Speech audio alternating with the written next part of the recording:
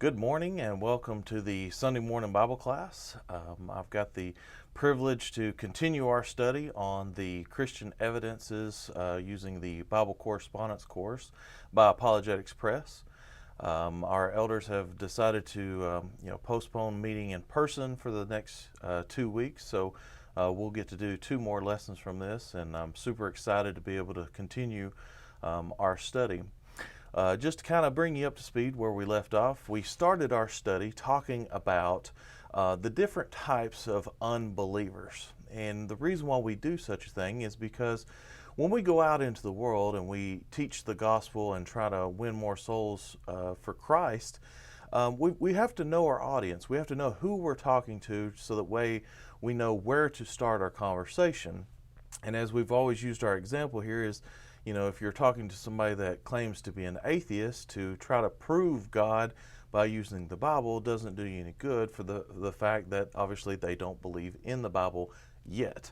So what we've done is we've started, with unbelievers. We've identified who those people are, also some causes or reasons for unbelief, and then we jumped ahead and looked at this existence of God and talked about, how the universe is made and some of the facts about the universe and this idea of cause and effect. We talked about laws of thermodynamics to basically prove that the universe is not eternal, that it did have a beginning and it is going to have an end, and that we proved how even scientists their own laws that they are following by prove that there is some existence of a designer or a creator. So where we start our lesson today here is the existence of God, talking about design. So let's go get right into it. So what we have here is we talked about kind of the science aspect of it, but now we're going to kind of jump into looking at this idea of design, and still kind of further prove this existence of God.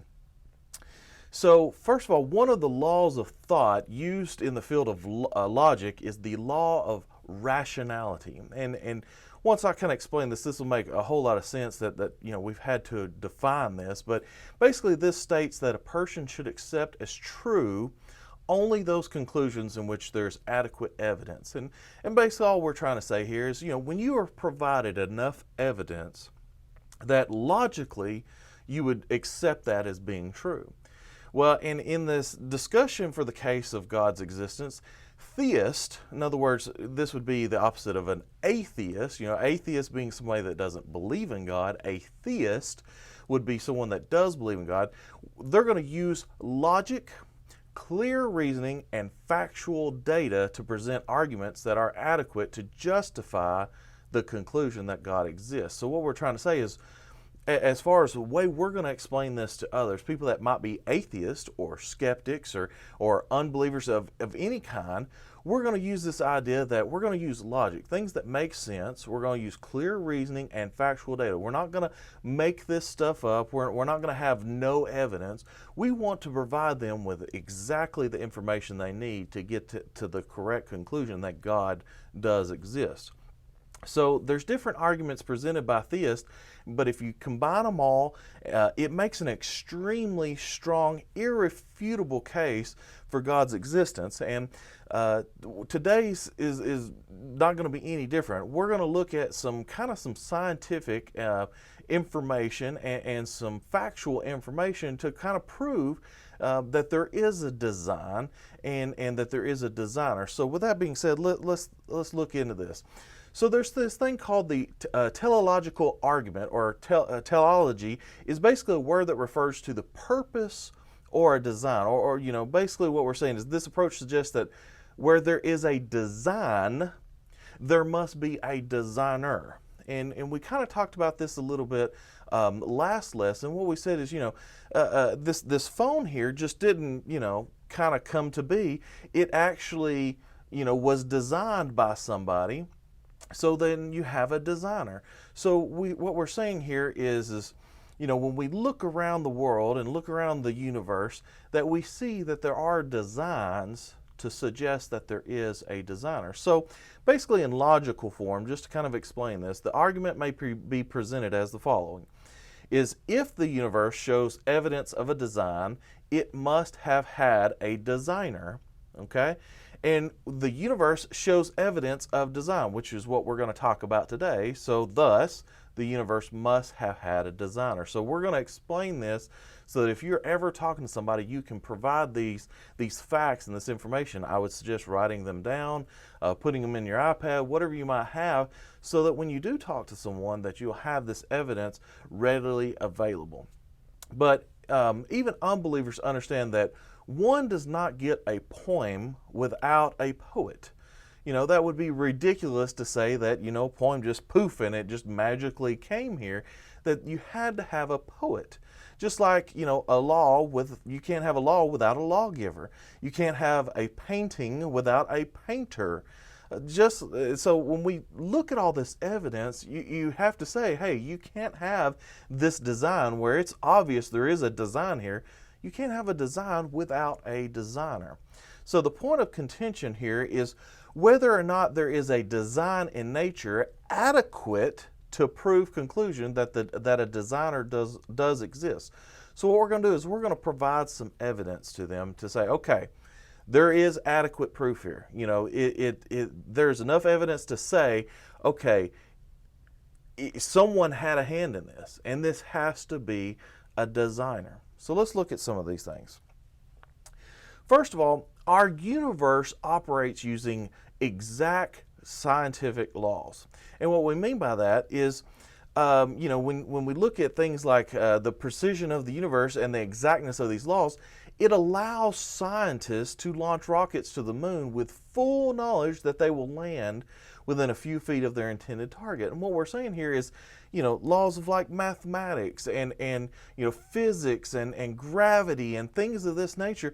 These laws are exact. And because they're exact, we can do such great things as sending people to the moon, or hopefully here soon be able to send people to Mars.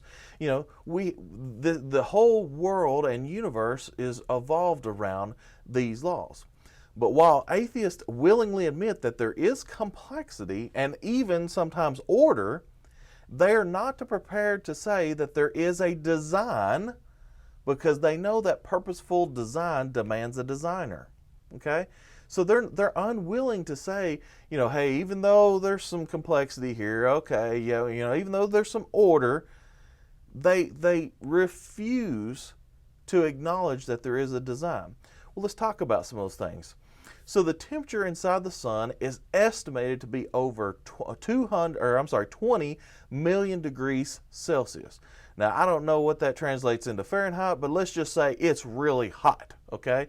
So it's extremely, extremely hot, and what you find out is the Earth, however, is located at exactly the correct distance from the sun to receive the proper amount of heat and radiation to sustain life as we know it.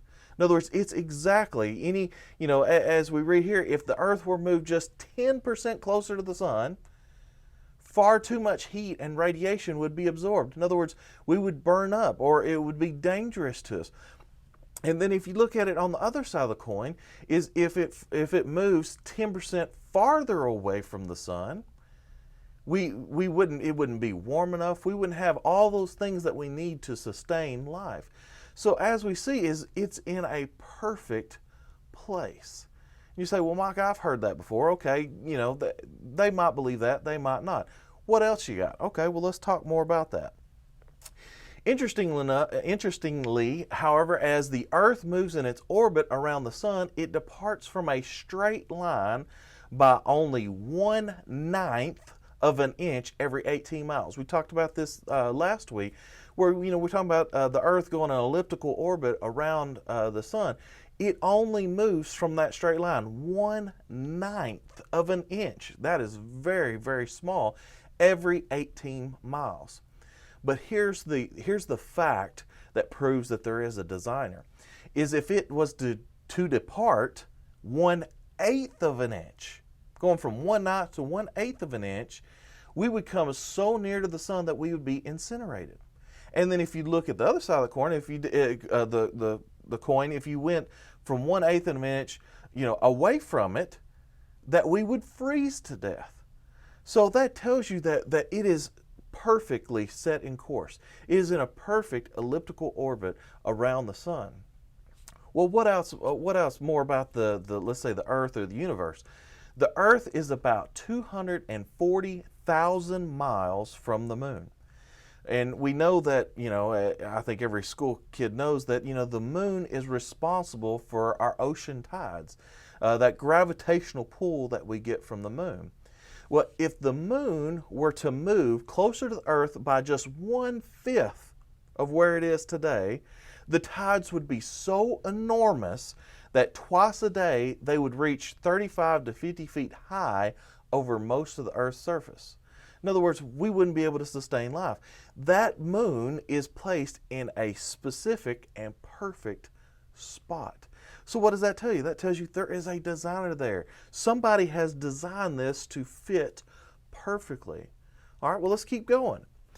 If the rotation of the Earth was cut in half or doubled, we're talking about, the days. Like if the days were cut in half, it would make it impossible to grow food because you wouldn't have enough light for the food to grow. Then if you doubled it, it would be too much light and it would burn up all your crops. It would be impossible to grow food. So what we're saying here is this rotation of the Earth is in such perfect motion, perfect timing, that it's just enough to sustain food. That's great. That's a design. That's how the Earth was designed. Let's keep going. What about the oceans? We know that the oceans are full of water. They're huge reservoirs. And every school kid knows that when they talk about the water cycle, that the oceans are your water, and then it evaporates up in the air as clouds, and those clouds come over land and drop the water in form of rain. Of course, obviously it rains and the water goes back into its streams and then eventually back out into the ocean. But what we find out here is this is constantly happening. And without it, we wouldn't have rain for crops to grow. This is a perfect water cycle that is set in motion. It shows you there is a design. Well, what about this? Well, human and animals inhale oxygen and exhale carbon dioxide. Well, if that was the case and all we had was nothing but carbon dioxide coming out, then eventually we would all suffocate because there would be no more oxygen left. Well, because of this great design of the Earth, we know that plants take in that carbon dioxide and give off oxygen for us to breathe. One of the interesting facts I didn't know about, but we often fail to realize that almost 50% of the oxygen in the world comes from tiny plants in the sea.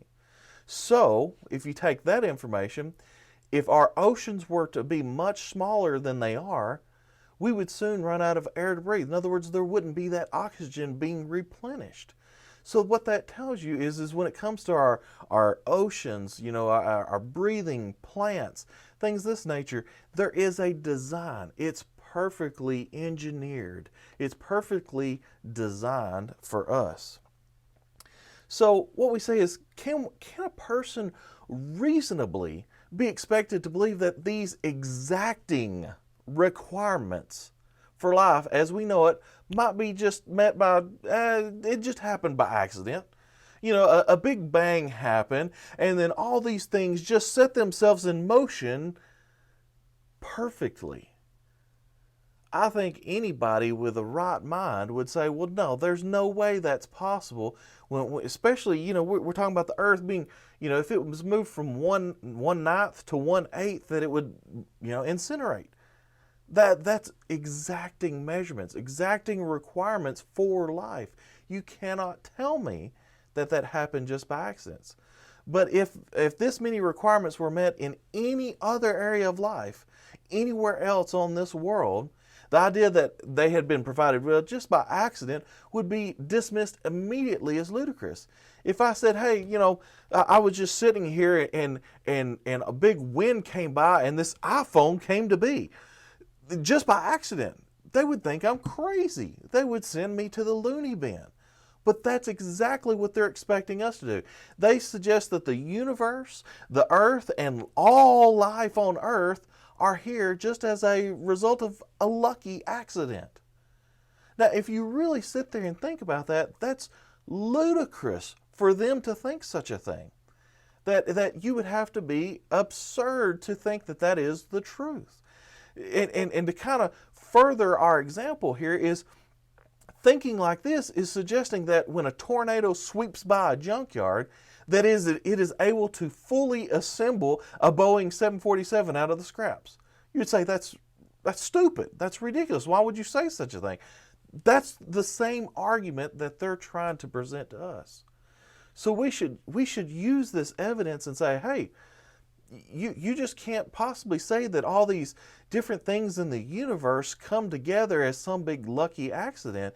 It's ludicrous.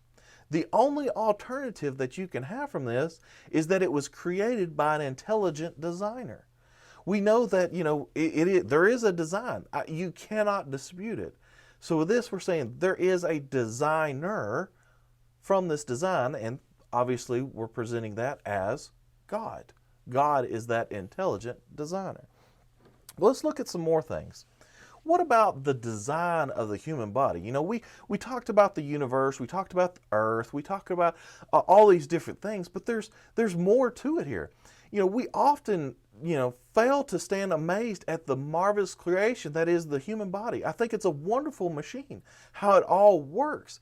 But according to those who do not believe in God, the human body is a result of some lucky circumstance set in motion by these mythical parents called Father Time and Mother Nature, that they just kind of came together in this primordial ooze, and boom, you get this, they think, what, a frog, ape, whatever they think we come from, but they think it just happened. But you have to look at the human body and what it's full of to appreciate the complexity of the human body and to say, there is a design there. Take a look at cells.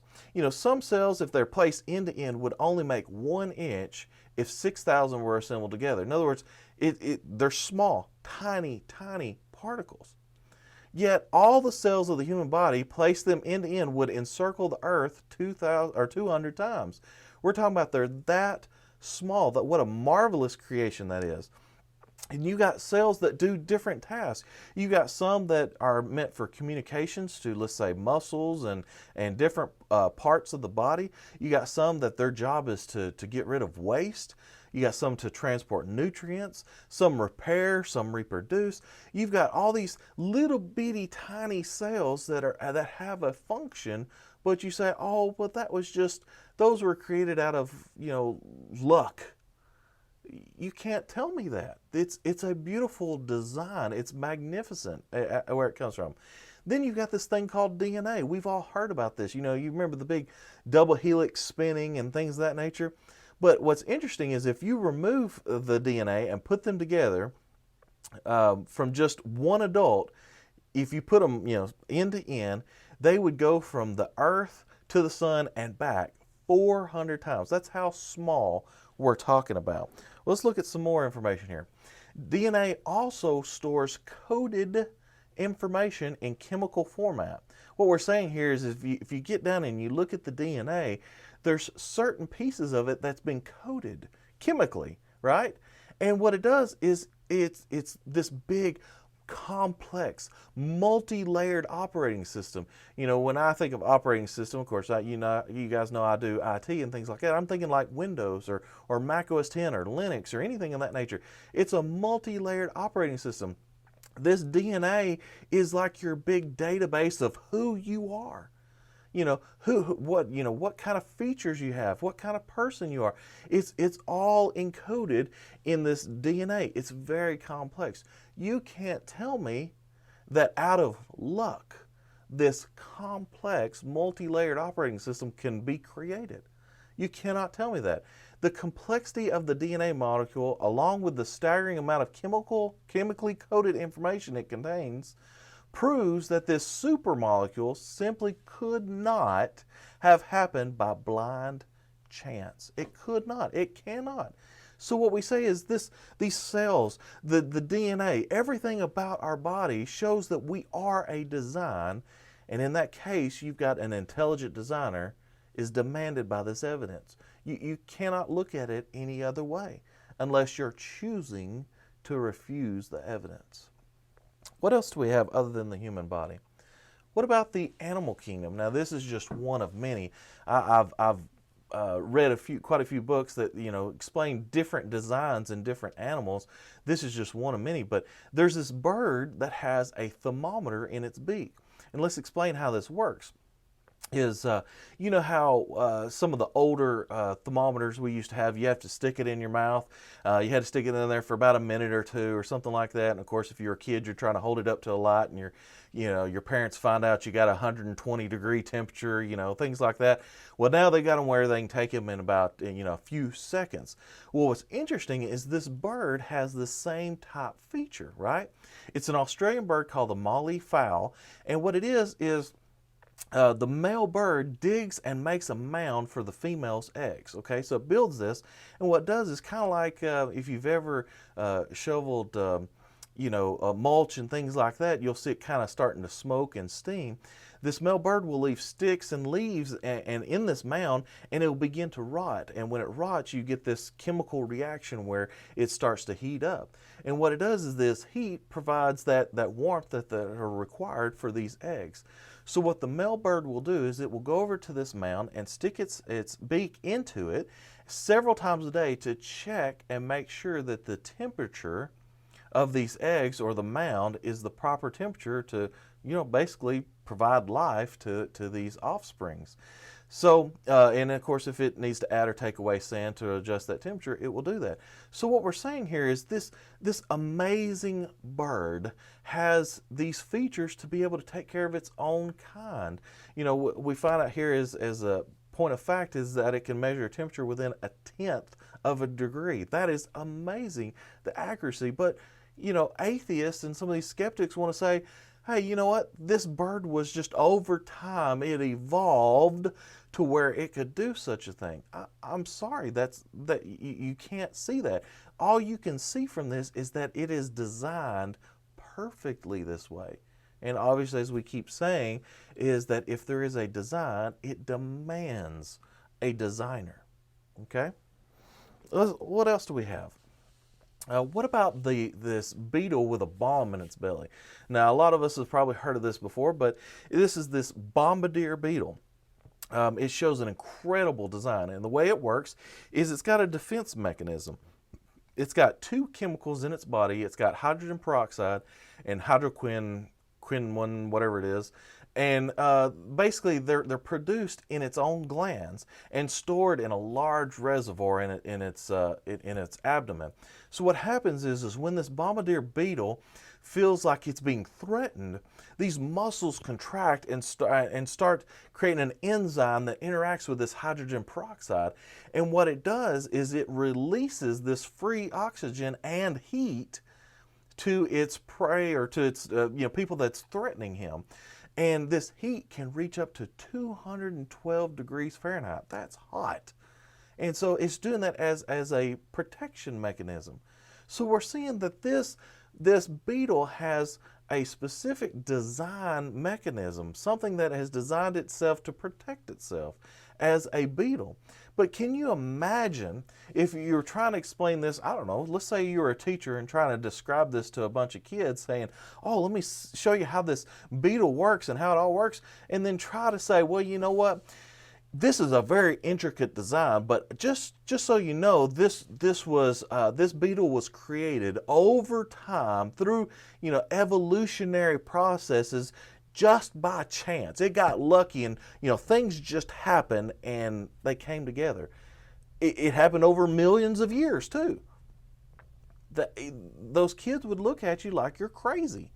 That's because it doesn't make sense. It's because anybody with the right mind can tell you that there is a design here, that this couldn't have just happened by chance. And first of all, we're only talking about one beetle out of the millions of animals in the world, the millions of, people, human bodies, and everything in the universe, you're starting to see a pattern here. There is a design and something fantastic about everything.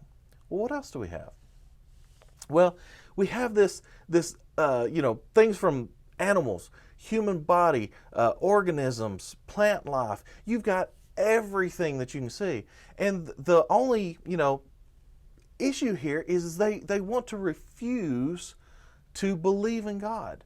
They refuse the evidence, even though it's clearly staring them in the face. The only people who have difficulty understanding the implications of this design are those who have, as according to Romans chapter 1, verse 28, they have refused to have God in their knowledge. They refuse to see this evidence and accept it. And what we can see here is the design in the universe, from the giant universe to the little tiny cells we were talking about. It is apparent and it is sufficient enough for us to draw a conclusion and demand, you know what? If you take this law of rationality where we say when there's enough evidence here that says these things are true, you have to say God does exist. There is an intelligent designer, and we have proof, we have evidence. We also have His Word saying He is the designer, that He is God. You have to intentionally refuse this evidence. Well, hopefully you'll be with us next Sunday, where we'll continue our study here on the existence of God, but we're going to take this a little bit different direction. We're going to get out of the science arena and start working on this morality or morality and ethics. How do we learn from the difference between right and wrong, and where do we learn it from, and where's the final authority on this? We'll learn more about that next Sunday in next Sunday's Bible class, but until then, have a good day.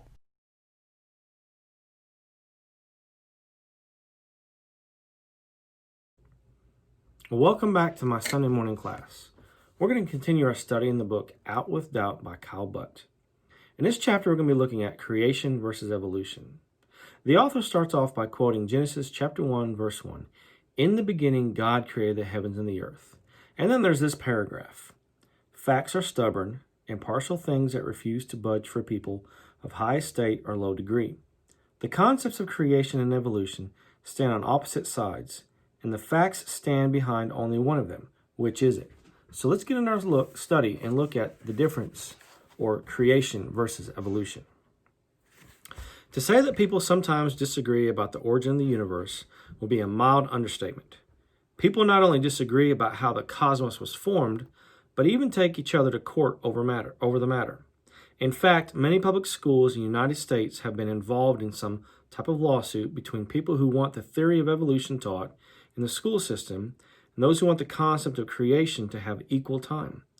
With so much controversy surrounding the issue of the origins, we need to answer some important questions. So the first question is, what is evolution? Evolution is a scientific theory which claims that the universe is self-contained and that everything in the universe has come into being through the random process over long periods of time without any outside cause, such as a creator. According to evolution, no supernatural being had any part in the original development of life. Evolution claims that all living things originated from the original organism composed of only one cell, which in turn had arisen from something non-living. Evolution states that all things originate through natural processes and that nothing outside of nature exists. So what is creation? Creation and evolution are exact opposites. According to creation, the universe is not self-contained. A supernatural being, God, is responsible for the origin and design of the universe. God uses processes that are not still in operation today to carefully construct all things, including the various forms of life such as plants, animals, and humans. So, with those definitions, which of those is correct? If you have paid close attention to the definition of creation and evolution, you realize that they cannot both be correct. There is no room in evolution for a supernatural being such as God, and creation has no room for a purely natural process in which a single-celled organism eventually turns into humankind. The two theories are at odds, opposite, opposed, and contradictory. Therefore, only one of them can be correct. But which one is it? Those of you reading this book might find it somewhat insulting to your intelligence if I simply told you which view is correct, but did not offer any evidence to support my conclusion. But since the factual evidence that is available points towards one of those two views, then a direct look at the facts should lead to the proper conclusion. The law of biogenesis. In biology, one of the most widely respected laws of science is the law of biogenesis. Biogenesis is compounded of two words, bio, which means life, and genesis, which means beginning. Thus, as you might suspect, this law deals with the beginning of life, and it simply says that life comes only from previous life of its own kind. We see this law played out every day all around the world. Everyone knows that kittens only come from female cats, cows produce only calves, and puppies come only from dogs. A pig never gives birth to a horse, and a sheep never bears an iguana.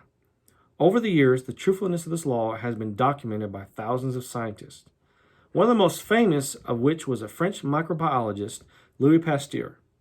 His work dealt a crushing blow to the notion of spontaneous generation, the idea that life arises on its own from non-living sources. In earlier centuries, the idea that life arose from non-living things was very popular. People actually believed that a person could take some wheat grains, wrap them up in an old rag, stuff them in the corner of a barn, and produce mice. They also believed that meat left on a kitchen counter would spontaneously generate maggots. However, teachers and professors today often point out correctly how Pasteur triumphed over this mythology when he disproved the concept of spontaneous generation through his well-designed scientific experiment. Yet with almost their next breath, those same teachers and professors tell their students that evolution has occurred as a result of spontaneous generation. The truth of the matter is that evolution could not have occurred without some form of spontaneous generation. For this reason, some scientists have concocted experiments in an attempt to create life from non-living substances. But after all these attempts, life has never been created from something non-living. Now, think critically for a moment. If scientists have designed carefully planned experiments to create life from something non-living, and yet have failed miserably every time, how can we be expected to believe that nature did it using accidents, chance, and blind forces? On the contrary, whether in nature or in the laboratory, scientists never have documented a single case of spontaneous generation. Life comes only from previous life of its own, which is exactly what the creation model teaches. So, what do the fossils say? Fossils are remnants of once living organisms such as plants, animals, or humans that now are buried in the rocks of the earth. They are found literally all over the globe and help provide valuable information about life of the past. If any physical evidence exists to establish evolution, it certainly would have to come from the fossil record. But does it? In order to establish evolution as true, its supporters must be able to document that fossils record A, reveals a chain of organisms from simple to complex, and B, contains transitional forms of plants and animals, and humans for that matter.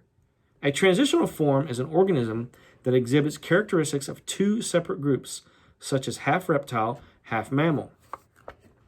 Even Charles Darwin, who often is referred to as the father of evolution, claimed that the fossil record must show innumerable transitional links.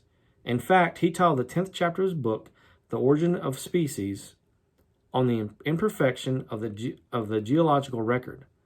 Darwin suggests that the number of intermediate varieties which have formerly existed must be truly enormous.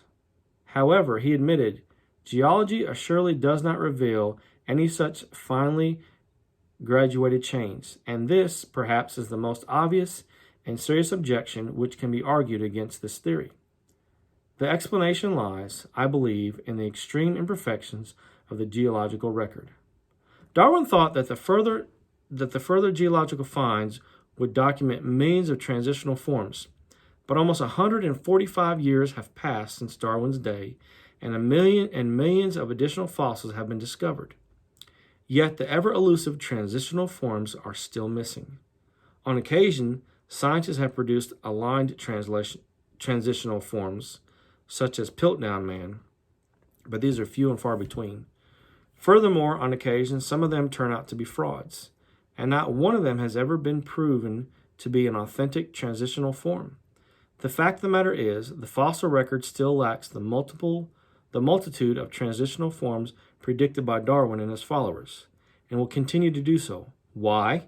Because there are no transitional forms. And remember, transitional form is an organism that exhibits characteristics of two separate groups, such as half reptile, half animal. Well, what does the fossil record show? It shows millions of organisms suddenly arriving on the scene, fully formed and functional, without any transitional form serving as their ancestor. Which of these two models of origins, creation or evolution, accounts for the sudden appearance of fully functional living organisms? Things that look alike must be related. Sometimes you might see a person with an identical twin brother or sister. It is easy to tell that they are related because they look so much alike. Fathers and sons often look alike, as do mothers and daughters, or even some cousins. Many times, things that look similar are related to each other. Two black rabbits often have baby black rabbits, and two short dogs often produce offspring that are similarly short. Undoubtedly, the idea that similarity frequently implies close relationship is one of the most impressive arguments for the theory of evolution. As scientists have worked in various fields, they have learned that certain similarities can be documented. If scientists observe similarities in structure, they refer to such structures as homologous. If, on the other hand, scientists observe similarities in functions, refer to such similarities as being onologous. For example, the wing of the bat, the forefoot of the turtle, the forefoot of a frog, and the arm of a man all have the same general structure. The forefoot of the dog, the flipper of a whale, and the hand of a man contain essentially the same muscles and bones. Such organs thus are referred to as homologous. Upon seeing the type of evidence, evolutionists conclude that these creatures must be related because of the similarities. How do creationists respond to such an argument? Well, they certainly do not deny the fact that the similarities do exist. It is here, however, that a valuable lesson can be learned in the creation-evolution controversy. That lesson is this: it rarely is the facts that are disputed in. It is the interpretation placed on the facts that is disputed. When the creationist looks at the similarities that exist in nature, instead of claiming common ancestry, he suggests that the evidence points to common designer. For example, numerous GMC automobiles have wheels, body shapes, and brake systems similar to vehicles from the Ford Motor Company. Why so? Because they were designed for the same mode of travel. When the creator designed a lung, brain, or nervous system that worked well, wouldn't it make sense that he would use these same essential features with possible modifications in different organisms that were intended to live in the same environment, breathe the same air, and eat the same type of organic food? Similarity doesn't always show common ancestry. Many times, in fact, more often than not, it shows common design. Furthermore, when you consider all the similarities, they do not provide evidence of common ancestry. For example, the octopus eye, pig heart, dog face, and donkey's milk all have the same structure, similar to the ones in the human body. But even evolutionists would deny that animals in which that are found closely related to each other or to humans.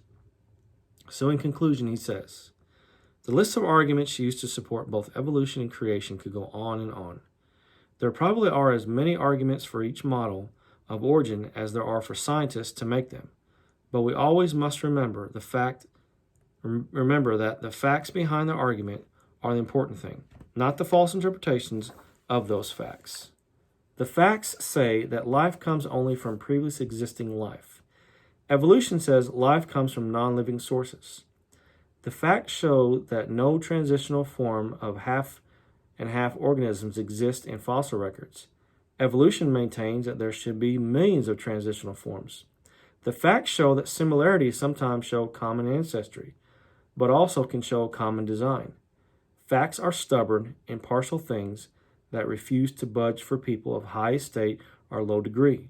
The concept of creation and evolution stand on opposite sides, and the facts stand behind only one of them. Which is it? So the idea of evolution versus creation. In the beginning, God created the heavens and the earth. I believe that there's a creator. I believe everybody who is a God-fearing person believes that he's the one that created everything. And the idea of evolution being out there, that we evolved from a non-living item, a single-cell organism, I don't believe it. So I hope you've enjoyed this class. Hope you got something from it. Sorry that I messed up some of it. Some of the words I had never seen before, so I tried to pronounce them as best I could. If you have any questions, please feel free to contact me, and I can answer any questions that we might have read in this book. Thank you very much.